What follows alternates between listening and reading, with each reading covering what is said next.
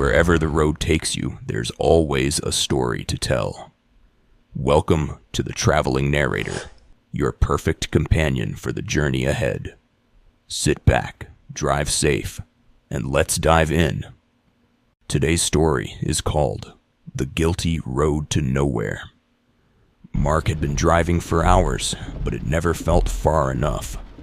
The highway stretched endlessly ahead, swallowed by darkness, the rain turning the road into a slick, glistening void. The wipers worked in a hypnotic rhythm, one he focused on just to keep his mind from spiraling. He wasn't just another traveler on a late-night drive. He was running. Just 6 hours ago, he had been in a dimly lit motel room, staring at the walls, replaying the worst mistake of his life. His hands still smelled of gasoline. His ears still rang with the sound of his boss's threats. Ones Mark had silenced in a moment of blind panic. It wasn't supposed to go that far. It was just an argument, just a push, just a fire that burned hotter than he expected. Mark had spent most of his life screwing things up, but this was different. There was no coming back from it, so he ran. His old sedan tore through the storm as if distance could wash away the guilt.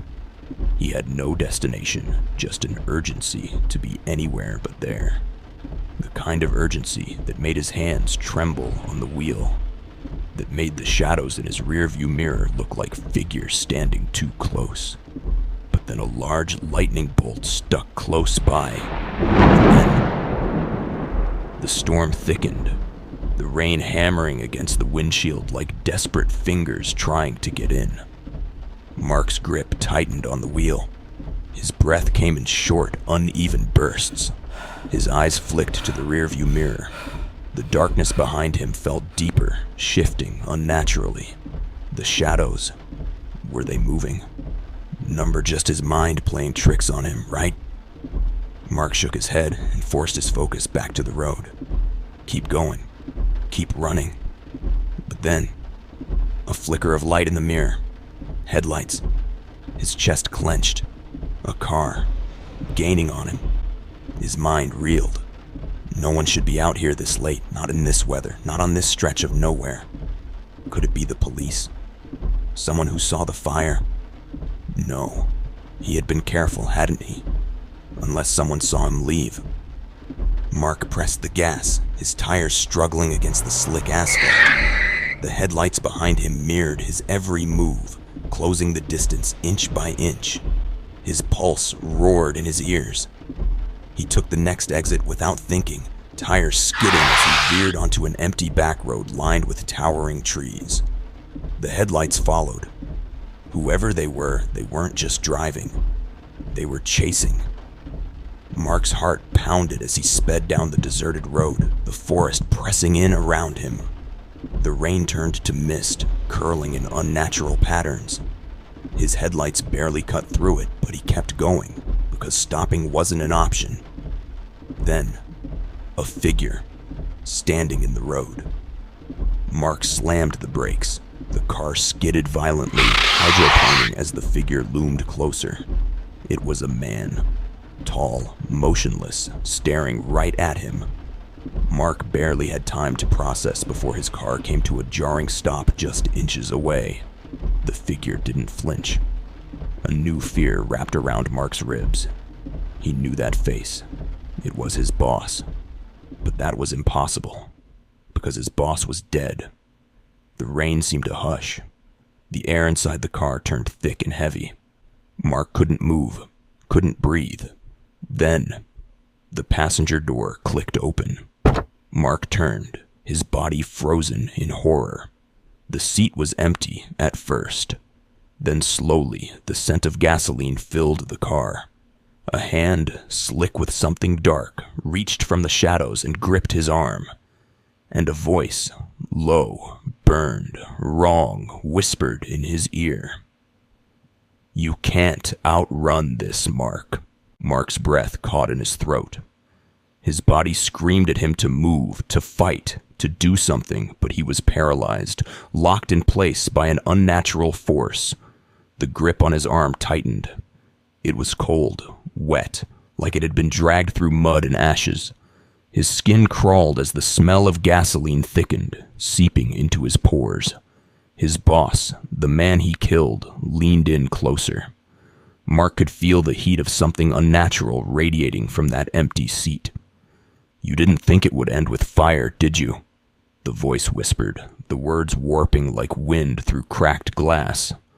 Mark squeezed his eyes shut. This isn't real. This isn't real. He jerked his arm free and lunged for the door handle, but the lock wouldn't budge. His heart pounded as the entire car seemed to breathe, the metal groaning like it was being crushed under an unseen force. The radio crackled to life. At first it was static, loud, aggressive, but then beneath it something else emerged. A voice. 911. What's your emergency? Mark's stomach dropped. He knew that call. It was his own voice, the one he made seconds after the fire started. The call he thought no one had heard. He listened in horror as the recording played. "There's a fire.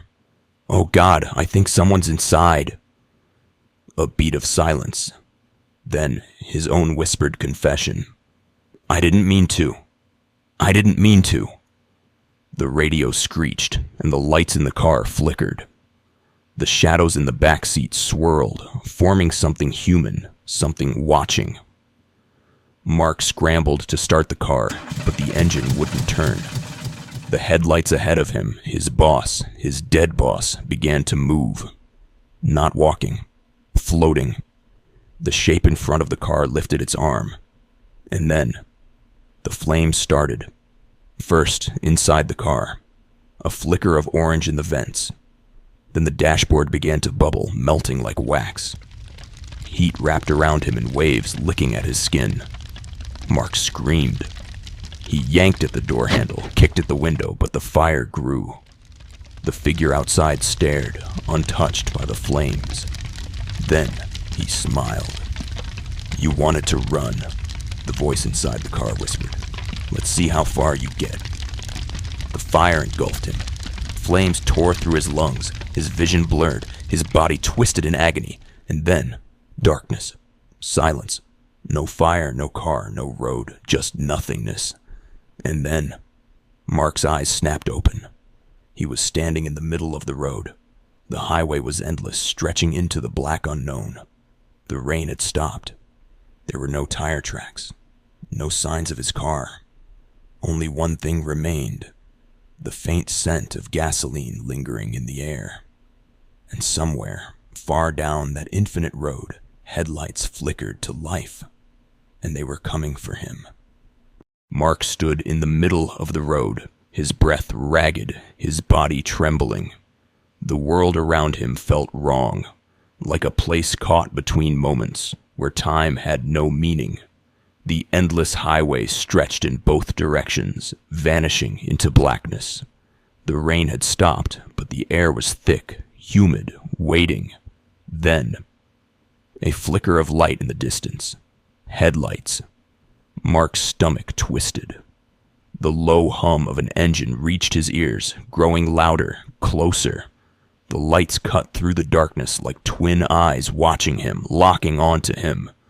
His pulse pounded as the car advanced down the road, too smooth, too precise.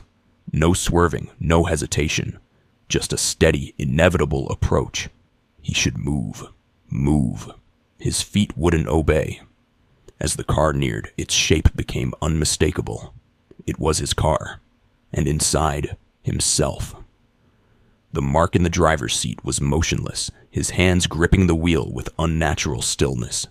His face, expressionless, his eyes hollow. Mark's breath caught in his throat. This wasn't possible. This was some kind of nightmare, a hallucination born from guilt and exhaustion. But then, the Mark in the car turned his head and smiled. Mark stumbled backward, his entire body screaming at him to run. But where? There was nothing but this road, this void. The car didn't stop. It was going to hit him. Mark threw himself to the side just as the vehicle whooshed past, missing him by inches. The rush of air sent him sprawling onto the wet asphalt. His heartbeat thundered in his ears.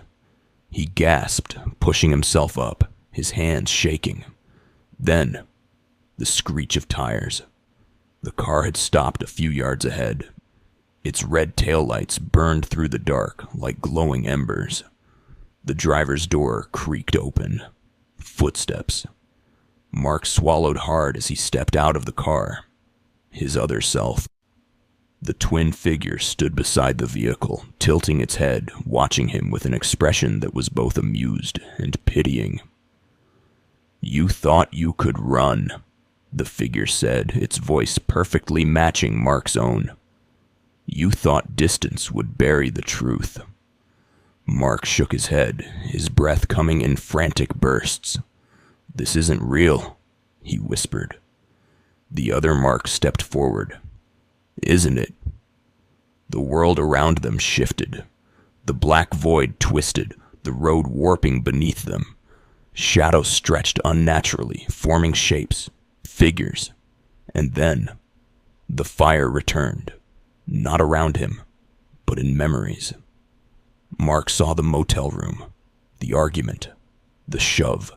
The moment the lamp tipped over, crashing into the bottle of whiskey his boss had been drinking. The spark. The flame. His boss, coughing, panicked, clawing at the floor. And Mark running. The smoke. The heat. The distant wail of sirens. He had told himself there was nothing he could do. That it had already been too late. But now, standing in this twisted nowhere, staring at himself, he saw the truth. He could have gone back.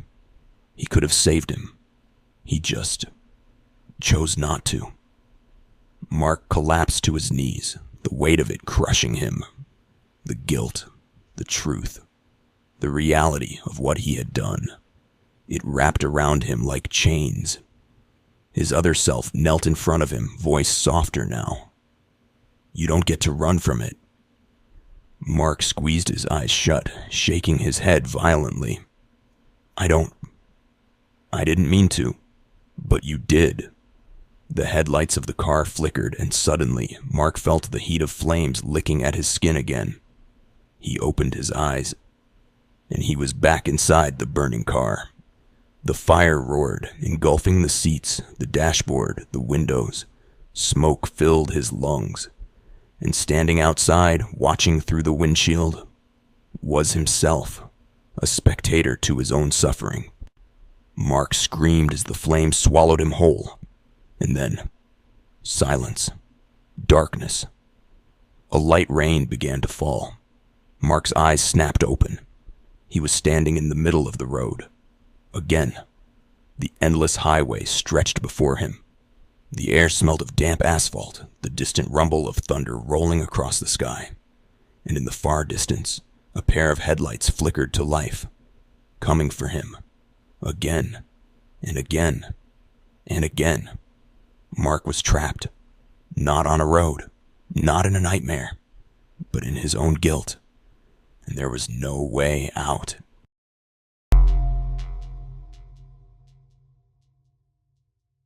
Thank you for listening.